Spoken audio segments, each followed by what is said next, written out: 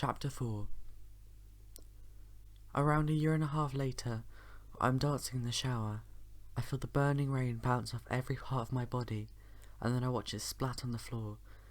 It is forceful and then pathetically fades. I've always found water incredibly compelling. I'm captivated by how it can mould into whatever it needs to do. Furthermore, I find great leisure in being swallowed by a mighty form of water. I am strange. The feeling of being overwhelmed or enveloped feels a comforting sensation. Steam and sweat hovers on my forehead.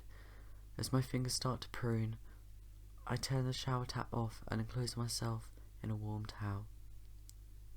We now live in Malibu on a beachfront secluded house.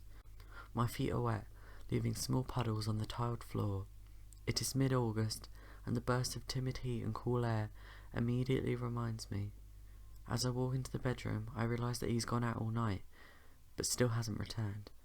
It is the early hours of the morning, but it isn't unusual for him to not have returned. At 20 years old, I like to live this wealthy life with style and elegance. Getting completely wasted defeats that persona. I already feel polished, as if my former years were somewhat immature. I walk across to the balcony and simply stare. The front of the house is just before the tide, so I watch it slip and slide. In, out. It's so satisfying. Gently gliding across the sand, the foam of the tide begins to smother the pebbles. All of this is accompanied by a mighty roar and hissing. A vast superpower is welcoming me to the morning. It's showing me how beautiful the world is. Adjacent to the beach, and to my right, is a vast forest. The trees are anorexic and tall, an army of dark browns and greens, and trapped shadows. There is an element of darkness displayed by the forest, and the fear of forest fires made the surrounding area desolate, relatively cheap. The sky is a strong pale blue. There is no clouds in sight, and a strong ray of light bursts through the room. It hits directly in my midriff, and I feel as if I have been blessed. This sounds strange, but it almost felt like a religious experience, a special revelation.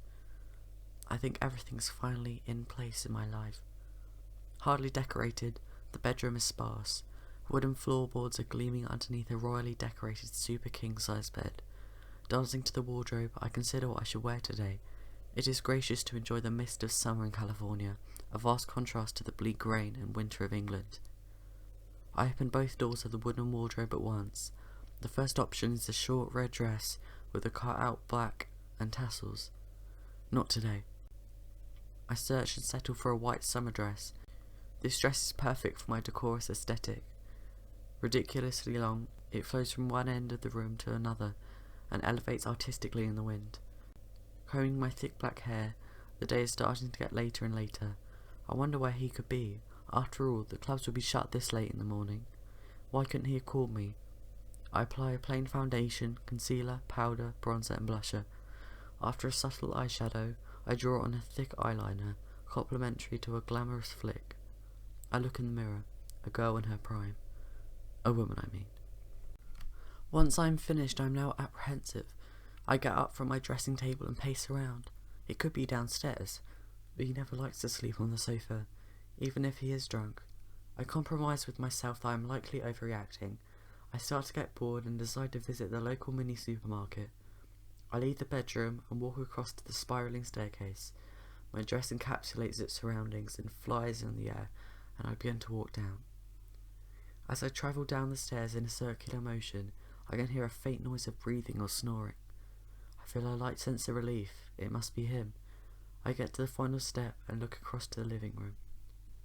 To my horror, in the corner of the living room is the love of my life.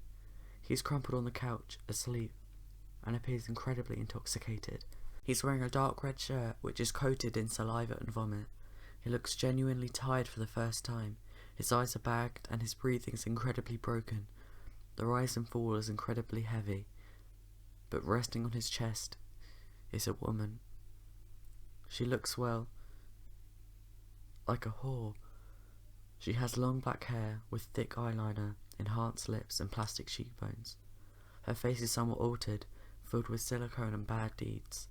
She's barely legal and looks around 17 or 18. She's dressed in a revealing black latex bra and body-tight leather shorts. Her body is stretched out along the sofa and feels a sense of entitlement, which makes me feel sick to my stomach. I stare at her, and a feeling of reminiscence destroys me. She looks shatteringly similar to me at 17. What does this even mean? Who is she? How long has this been happening? Is this a mistake? How drunk is he? Did they have sex? No. No, he wouldn't do that to me. My husband would never do that. She must be an old friend, or a cousin, or she was ill. Yeah, she was ill, or homeless, or drugged out, and she had to stay here. Oh, why didn't I just go out with him last night? What's wrong with me? This would have never happened if I went out with him.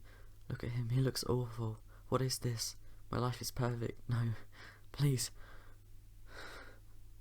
I scream in an amalgamation of horror and depression. I physically freeze, but my hands are still trembling.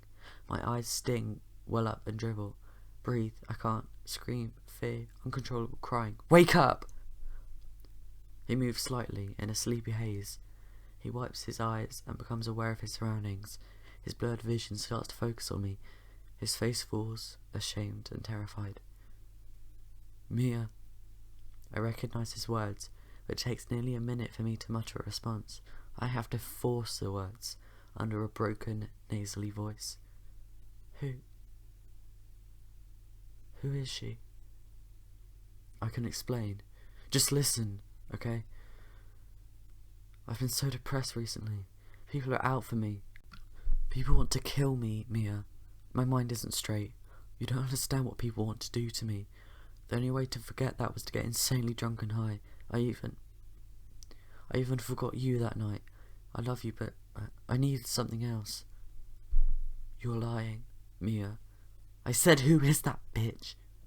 She's a prostitute. Leave. No, Mia. I'll wake her up and ask her to leave. We can talk about this. Seriously. Take your whore and get out. Now. I hate you.